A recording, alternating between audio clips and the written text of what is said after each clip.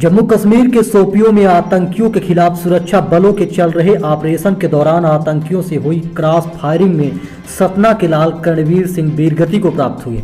Search operation के दौरान road block में कर्णवीर अपने 3 अन्य साथी के साथ तैनात थे। इसी दौरान एक कार सामने से तेज गति से आती दिखी। उसे रोकने का प्रयास कर्णवीर कर रहे थे, तभी आतंकियों ने फायर खोल दिया। हालांकि कर्णवीर ने दोनों आतंकियों को ढेर कर दिया, लेकिन क्रॉस फायरिंग में गोली उनके सिर और सीने में लगी, जिससे मौके पर ही वे शहीद हो गए।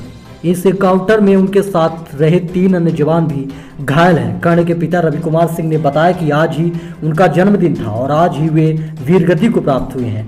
15 दिनों से आतंकियों के खिलाफ सेना का ऑपरेशन चल रहा था। पिछले 15 दिनों से जम्मू कश्मीर में आतंकियों के खिलाफ सेना का ऑपरेशन लगातार जारी दिया। उसमें कैजुअल्टी हो गई उसकी बच्ची की। तो पता चला है कि इन्होंने भी 2 हाँ, 2 को मारा है। पहले तो साइड में गोली लगी थी।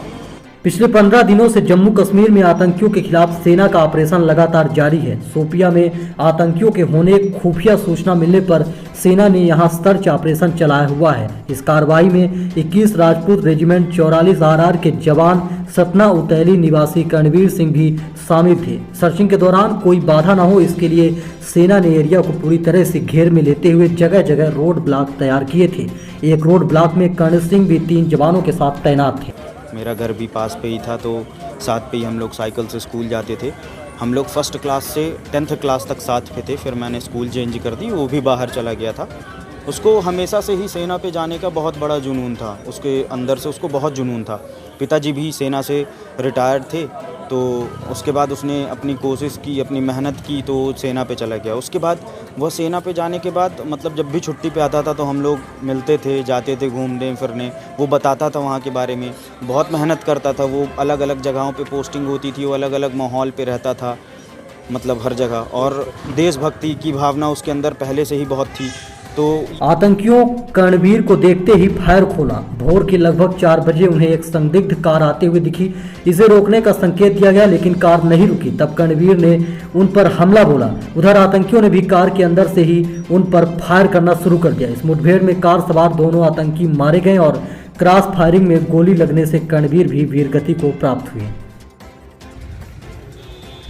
मध्य प्रदेश की धरती धन्य हो गई। इस धरा ने एक ऐसे लाल को जन्म दिया, श्री रवि प्रताप सिंह जी के यहाँ, मां मिथिलेश जी की कोख से, कि जिसने अपने रक्त की अंतिम बूंद भी भारत माता की सेवा में, रक्षा में समर्पित कर दी। कर्णवीर सिंह जी इसी दलदल गांव की धरती में जन्मे थे। कुल 25 साल उम्र थी जिस दिन जन्म हुआ। उसी दिन आतंकवादियों से जूझते हुए 2 आतंकवादियों को ढेर करके और अंततः स्वयं भी शहीद हो गए। धन्य है ऐसा जीवन और धन्य है ऐसा पुत्र। मैं मध्य प्रदेश की 8.5 करोड़ जनता की ओर से उनके चरणों में श्रद्धा के सुमन अर्पित करता हूं। वो हमारे बीच नहीं रहे, वो अमर हो गए, लेकिन उनके पिताजी, वो भी आर्मी में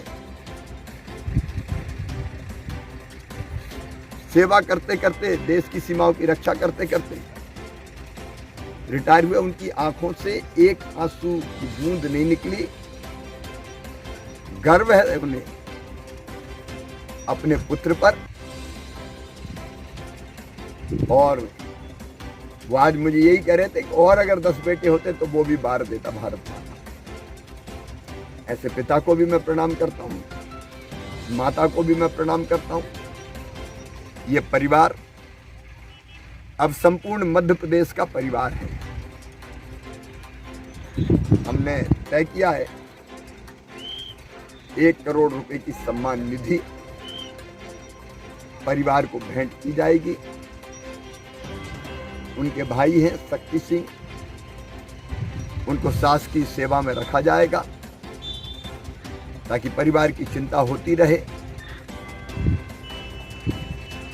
उनकी स्मृति हमेशा बनाए रखने के लिए गांव में उनकी मूर्ति लगाई जाएगी। सब लोग ऐसा तय करेंगे अभी, और उनके नाम पर